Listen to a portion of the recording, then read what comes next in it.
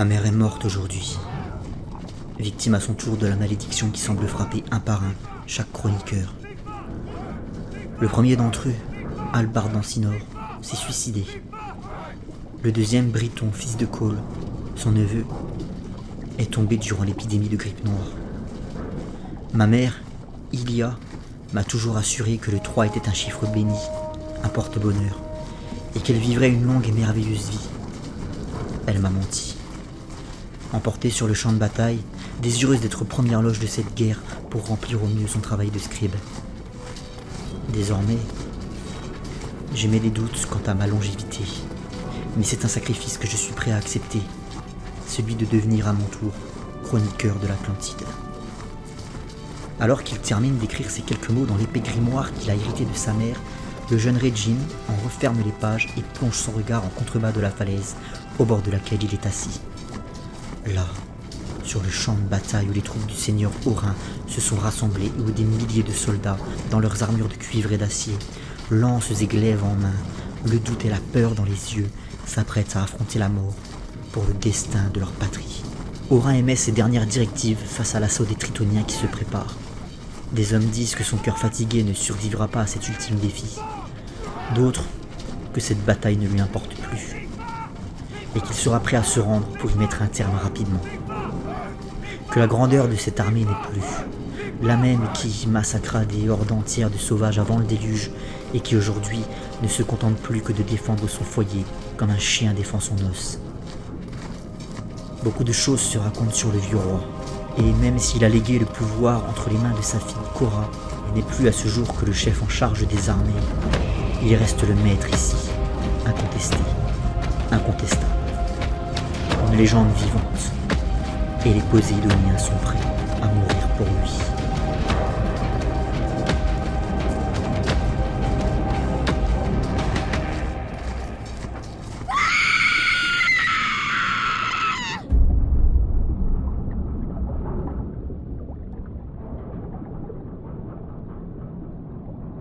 Aussi loin que l'on puisse remonter, la Grande Guerre débuta précisément le jour où la grande décision fut prise. Le jour où Dardanus se présenta à la cour du roi Orin dans une intention toute particulière. Ce jour-là était présent le couple royal ainsi que leur fille, héritière de la couronne Cora, son mari Basile et leur fille Fiona. Dardanus, pointant le doigt vers le monarque Atlante, débuta les hostilités. « Ce sont toi, Orin, et feu mon paternel, qui avait fait de nous ce que nous sommes aujourd'hui, le peuple de l'eau. Il en relève donc de ta responsabilité. » « Parfaitement, Dardanus. Je ne l'ai jamais nié et ne regretterai jamais ma décision dont tu sembles par ailleurs oublier les bénéfices. Nous avons pu survivre à l'océan et résister à sa pression. Nous nous y sommes parfaitement adaptés. Jamais je ne remettrai en doute mes agissements à ce sujet. Et je ne comprends pas vraiment où tu comptes en venir. » Shalako, après avoir désespérément cherché à croiser le regard de Cora, mais sans le trouver, la belle évitant le face-à-face à tout prix, se retourna vers les Tritoniens l'accompagnant. « Viens, toi, viens ici ma chère, viens !» ordonna-t-il à une femme portant dans ses bras un nourrisson recouvert d'un linge bleu. « Toujours le même dédain de ton peuple vis-à-vis des miens, ce que je vois, Orin. Voyons voir ce que les Poséidoniens vont répondre à ça. » Dardanus ôta d'un geste vif le linge et tendit le bébé en direction de la famille royale, estomaquée à la vue qui s'offrit à eux. En lieu et place de traditionnelles jambes écaillées et pieds palmés des Tritoniens, c'est une queue pourvue d'ailettes et d'une nageoire caudale qui venait prolonger le corps du petit. « Vois, Orin, vois le futur qui attend la moitié du peuple Atlante. Tous nos enfants naissent ainsi. Ils pleurent leur mère qui les abandonne dans nos rues ou n'ose plus les toucher. Ils ne marcheront jamais, Orin. Ils sont condamnés à vivre hors du dôme, car seul l'océan les acceptera à présent pour ceux que les requins ne trouveront pas. » Dardanus tendit l'enfant apeuré au roi, qui le prit dans ses bras.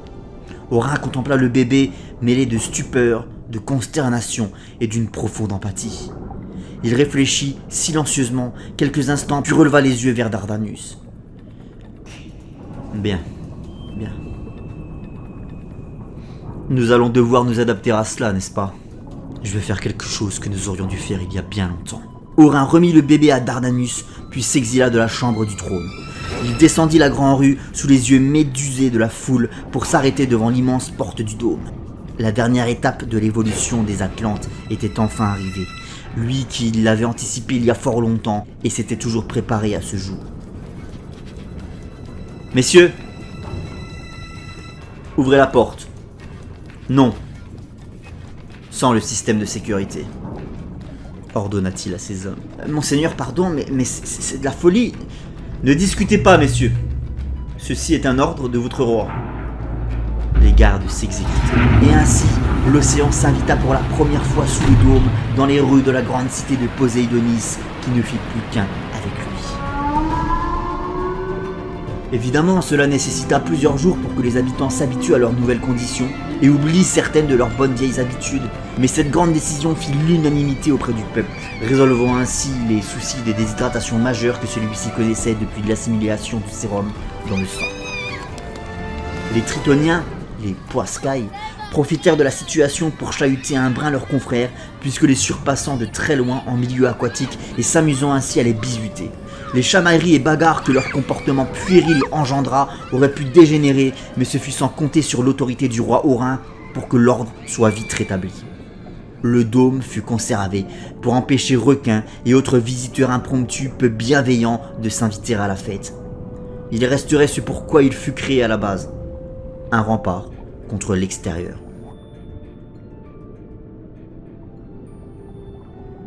À cette période, Regine, le nouveau chroniqueur, découvrit au cours d'une de ses escapades la grotte mystérieuse et inquiétante, la même qui faillit emporter Basile et Cora plusieurs années auparavant.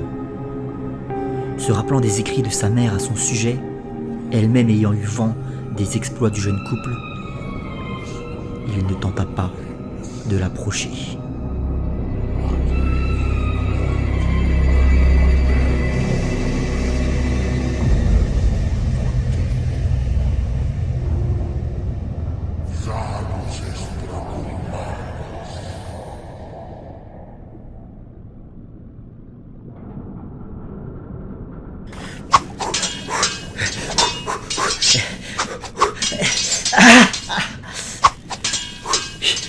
Il faudra faire mieux, votre grâce, conseilla le maître d'armes à Fiona avant de décocher un puissant coup qui déstabilisa l'adolescente. Bordel, Fiona, mets-y un peu du tien, lui hurla sa mère, assistant au cours d'escrime. Calme-toi un peu, Cora. Fous-lui la paix à cette gamine, intervint sagement Aurin dans son dos. Aïe! Qu'étais-je censé faire, mère? Votre Altesse, elle reste ma meilleure élève, et je dois avouer avoir eu beaucoup de chance sur ce coup, précisa le maître d'armes à Cora. Bien. J'en ai assez vu pour aujourd'hui, conclut sèchement la princesse. Fiona, laisse-moi seule avec ton entraîneur, j'ai 2 mots à lui dire. Écoutez, je pense que ma fille mérite un meilleur professeur.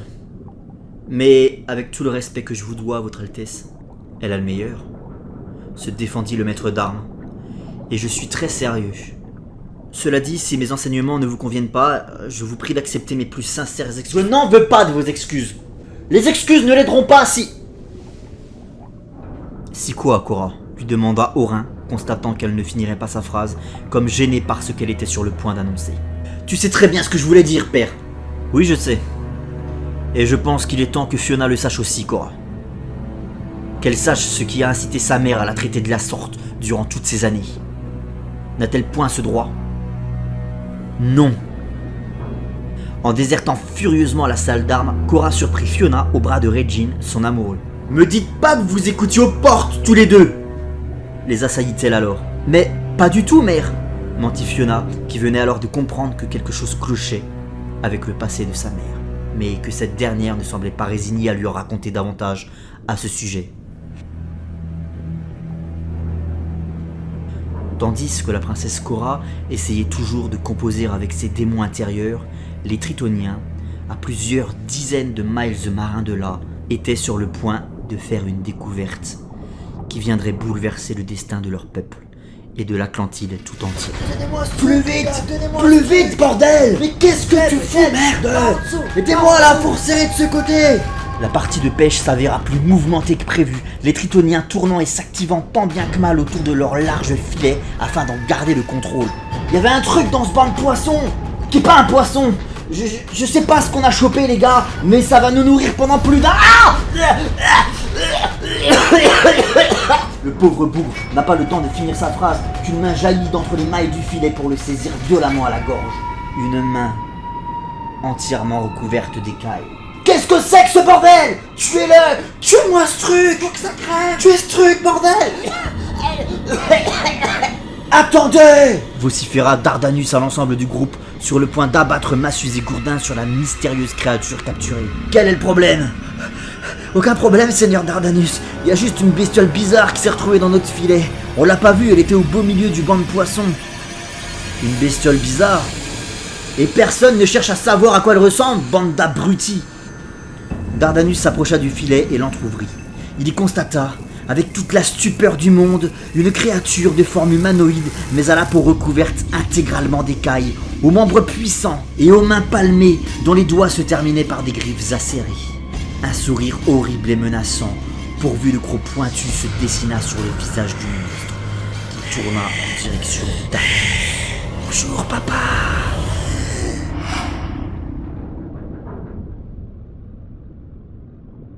Bon, Orin, tu m'écoutes?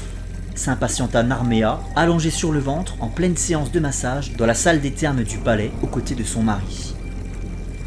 Désolé, Narméa, que disais-tu? Je m'inquiète pour notre fille. Après toutes ces années, elle est toujours rongée par... Tu sais quoi? Comme un cancer. Je sais, chérie. Tout est ma faute. Quoi? Qu'est-ce que tu racontes? T'as rien à voir là-dedans. Si. Elle devrait être reine à présent. À la place, elle doit se contenter de n'être qu'une dame attendant que son père finisse ses jours, inconsidérablement rallongés à cause du sérum. Ils le sont pour nous tous, Orin. Interminable. C'est juste une question d'adaptation. S'adapter à quoi? À stagner? À dépérir? S'indigne Orin avant de reprendre. Quand Cora était occupée à élever Fiona, ou à apprendre ce dont elle aurait besoin pour devenir reine, elle allait bien.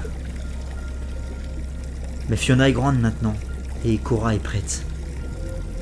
Je ne dois plus la laisser attendre. Je ne peux plus la laisser attendre. Le vieux couple s'empara de peignoirs que chacun revêtit, puis quitta la salle des bains pour retourner dans la suite royale. Que vas-tu faire, mon amour? Que peux-tu faire? Je ne vois qu'une seule option qui pourrait lui prouver que je l'aime. Le poids des années commence sérieusement à me peser sur les épaules, Narméa, et il serait raisonnable de penser à ma reconversion. Sérieusement. Le rôle du vieux conseiller à la barbe blanche serait plus tolérable pour moi, non? Qu'en penses-tu?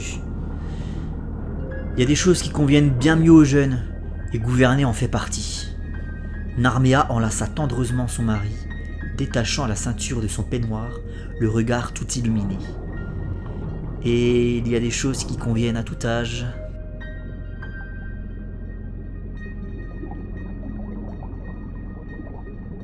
Quelques jours plus tard et déjà, Gulachia et Narméa, dans les appartements de Cora, s'affairaient tout autour d'elle, lui faisant essayer maintes robes et étoffes, passant leurs mains dans ses cheveux et sur son visage, pouponnant au mieux leur princesse. On dirait que t'es constipée. Regardez-moi cette mine affreuse. Mais non, regardez, relevez cette mèche, relevez-la. Ah, et vous tenez vraiment à porter ce collier. Gulachia, laisse ce collier tranquille. Et si la salle éclate de rire au moment où Père m'annonce à sa succession? S'inquiéta la belle auprès de sa mère. Personne ne rira, chérie. N'est-ce pas, Gulachia? Évidemment que non. C'est juste une formalité. Tout Poséidonis est déjà au courant de toute manière. La jeune Fiona, avec toute l'insolence et la désinvolture qu'on lui savait à l'époque, coupa la discussion. Grand-mère, pourquoi toi et Gulachia, vous êtes toujours en train de vous battre? C'est fini ce temps-là, s'amusa Narméa. C'est juste que... quand ton grand-père était plus jeune, il... Avec elle, enfin, tu vois quoi. Non! Grand-père a fait ça? Gulachia, bien que confuse de la situation, tint à apporter quelques précisions. Oui, après quoi il s'est senti coupable et s'excusa auprès de votre grand-mère. Avant que cette dernière ne menace poliment de mettre fin à mes jours. J'ai depuis pardonné à ton grand-père, Fiona, reprit Narméa. Et heureusement pour ses fesses, il a jamais recommencé. La quasi-intégralité du royaume se réunit en ce jour dans les rues de la capitale, devant les portes du palais et dans la salle du trône, pour assister à la grande annonce de son roi. Le discours d'intronisation de la princesse Cora en tant que nouvelle reine fut long, très long, et un brin spirituel. Loin d'être le meilleur pour un souverain en fin de carrière, pourtant plus corrompu à ce genre d'événement. La fatigue mentale du vieux monarque sur le départ se dessinant déjà. Dardanus était là, parmi la foule, accompagné d'une poignée de tritoniens, dont un entièrement dissimulé sous une large capuche, emmitouflé dans une épaisse cape sombre, ne laissant rien percevoir de lui, pas même le moindre centimètre carré de sa peau.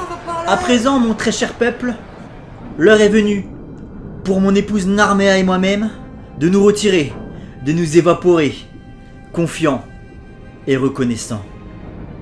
Reconnaissants vis-à-vis de vous, qui avez affronté les plus grands périls qu'une civilisation puisse connaître, qui avez bravé et vaincu chacun des dangers pesant sur vos familles, ceux sans jamais ne laisser le désespoir emporter vos âmes. Vous avez parfois douté de moi, mais comment vous en vouloir, alors que moi-même ai maintes et maintes fois douté de moi. Finalement, vous m'avez apporté votre confiance et votre amour jusqu'à la fin.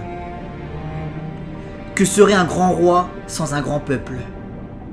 Alors je ne sais pas si l'histoire retiendra de moi que j'ai été ce grand roi, mais je sais pertinemment qu'elle enseignera aux futures générations que le peuple qui a sombré au fond de l'Atlantique en ce jour fatidique et qui a survécu à l'océan pour en faire son foyer, fut, est et restera à tout jamais un très grand peuple. La foule s'embrasa. Cora se montra forte et ne se laissa pas déstabiliser par une telle ferveur à mesure qu'elle se présenta au trône qui l'attendait vide. La belle grimpa ses dernières marches en tant que princesse, et c'est en tant que reine qu'elle finit par s'asseoir, siégeant devant des milliers d'Atlantes euphoriques.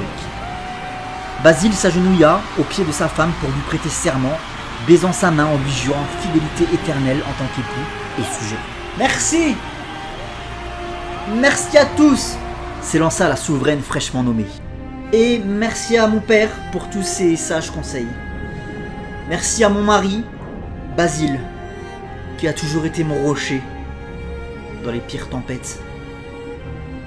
Et merci à notre fille, Fiona, que je désigne officiellement en ce jour comme héritière du trône de l'Atlantide. » La foule explosa de nouveau.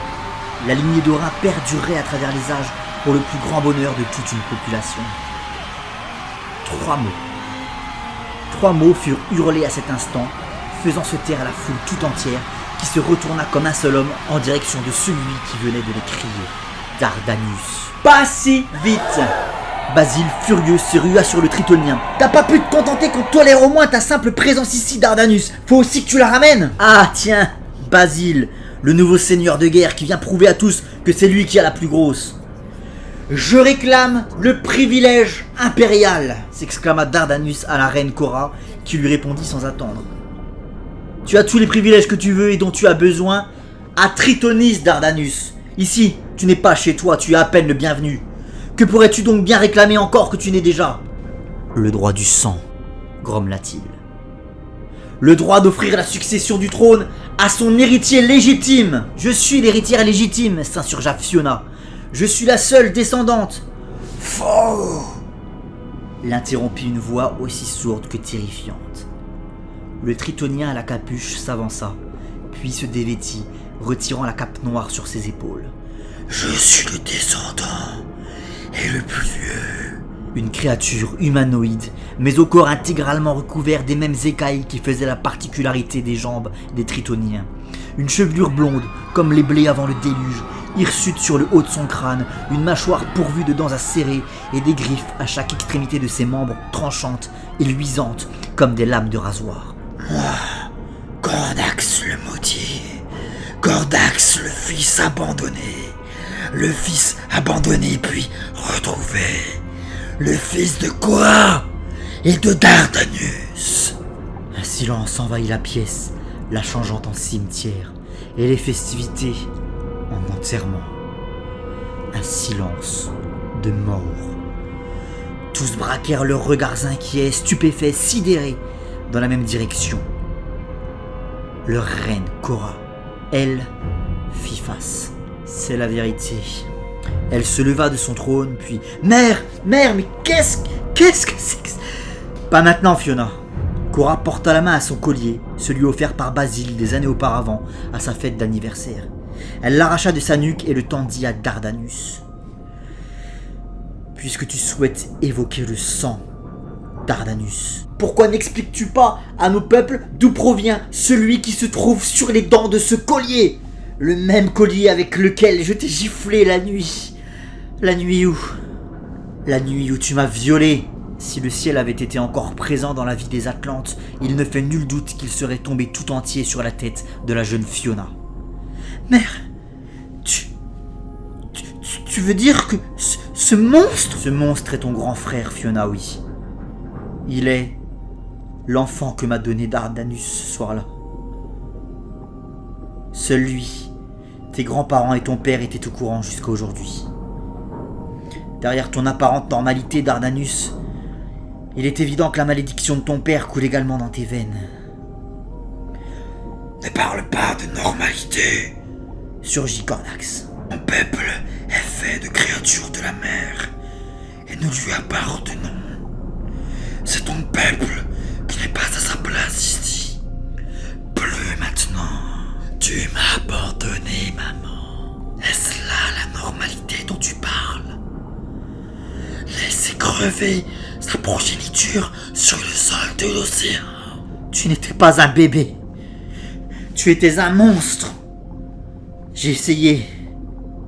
Quand bien même tu regardais me rendait malade. J'ai essayé de faire comme si de rien n'était. De t'aimer comme mon fils. De t'élever comme mon enfant. De t'allaiter comme mon bébé. Cora détacha le haut de sa tenue cérémonielle, la laissant tomber pour découvrir sa poitrine. Un bébé ne mutile pas sa mère comme ça. Narméa fondit en larmes, réconforté par Orin, contemplant la scène, s'efforçant de trouver suffisamment de force en lui pour ne pas fondre épée en main sur les deux intrus. Basile releva la toge de Cora et lui recouvra la poitrine, et de son regard le plus ténébreux, annonça à Cordax. Ce n'est pas ta mère qui t'a abandonné, c'est moi, dans les profondeurs. Qu'importe comment tu les appelles. Dardanus, Orin et moi, nous t'aurions livré une guerre sans précédent dans l'histoire de notre pays pour ce que tu as fait à ma femme. C'est grâce à elle si le sang des tiens n'a pas coulé. Elle nous l'a interdit. Elle ne voulait pas d'un massacre en son nom. Nous t'avons laissé partir et aujourd'hui, tu reviens encore et encore et encore nous hanter. Il m'a hanté toute ma vie, précisa Cora, achevant ainsi le laïus de son mari. La différence, c'est qu'aujourd'hui, je n'ai plus peur. Ravi que tu ne le sois plus. Effrayé, maman. Moi, je l'ai été lorsque je me suis retrouvé en tête-à-tête avec l'océan. Aussi monstrueux que je puisse l'être. J'étais un bébé. Effrayé et seul. Mais j'ai survécu grâce à l'héritage laissé par mon grand-père, Chalako. L'héritage ? S'interrogea alors Basile. Quel héritage ? Quelque chose a percuté le tronçon. À l'aide ! À l'extérieur, une horde composée de requins de toutes espèces rôdant là, menaçant au-dessus du dôme de Poséidonis, en frappant la paroi avec force, comme pour la faire céder. Les monstres auxquels tu m'as offert en pâture, Basile, ils ne m'ont pas dévoré. Ils ont pris soin de moi, car telle était ma volonté. J'ai grandi avec eux, j'ai fait d'eux ce que je voulais, grâce à la seule force de ma volonté. Je les contrôle, tous.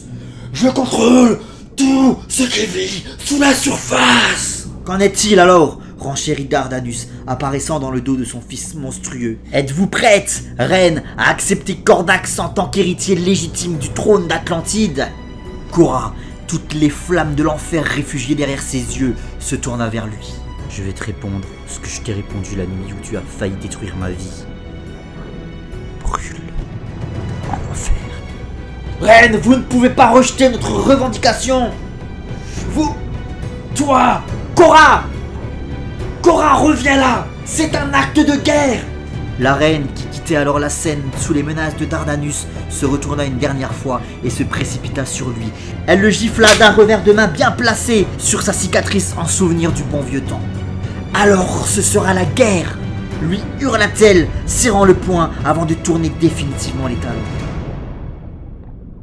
Au cours des jours qui suivirent, l'ambiance fut électrique dans tout le royaume, chaque citoyen se faisant sa propre opinion de l'affaire Cordax. Fiona, elle, se montra survoltée comme jamais, laissant toute sa colère, toute sa rage l'emporter et exploser face à son maître d'armes durant ses cours d'escrime. Au sujet du viol de sa mère, au sujet de son frère caché toutes ces années, Fiona se disputa sévèrement avec son petit ami Regine. Le couple se sépara à cet instant, et quelques temps après seulement, les Tritoniens attaquèrent pour la première fois Poséidonis. C'est à l'issue de cette première vague que Regine retrouva le corps empalé de sa mère, entassé parmi tant d'autres. Maman! La pauvre femme qui ne faisait qu'observer pour écrire fut plantée dans le dos alors qu'elle ne portait aucune arme sur elle. Un premier assaut destructeur d'une violence inouïe, comme si les deux peuples laissaient enfin éclater dans toute leur démence la haine qu'ils éprouvaient l'un pour l'autre depuis que les Chalakites avaient fait sécession. Une haine qui n'avait fait que grandir dans leur cœur, étouffée de part et d'autre, mais jamais véritablement éteinte. Le refus de la part de la reine Cora de laisser un Tritonien accéder à la succession royale finit de mettre le feu aux poudres. Et à présent, Orin se tient là, debout, courbé, mais debout, parmi ces hommes attendant le prochain assaut des Tritoniens. Orin, toujours aucune trace de Dardanus, ni de Cordax, lui annonce le capitaine Basile. Non, effectivement, si ça avait été le cas, je les aurais pas loupés. Orin! Ah, je vous ai trouvé. Regine fait irruption au milieu du groupe de soldats. Regine, qu'est-ce que tu fais ici? Je t'avais dit de rester à l'écart ou tu vas finir comme ta pauvre mère. Si ma mère s'est offerte au front, alors je m'offrirai au front, rétorque le fougueux rouquin. Pour le reste, je m'en remets au Dieu. L'œil perplexe, Orin lui passe la main sur l'épaule. Tu sais, Regine, les gens disent tous des trucs comme ça. S'en remettre aux dieux. Mais les dieux ne sont plus que des ombres aujourd'hui. Mon plus grand échec est d'avoir laissé Shalako partir. De n'avoir pas su les garder, lui et les siens, à Poséidonis. Shalako était taré.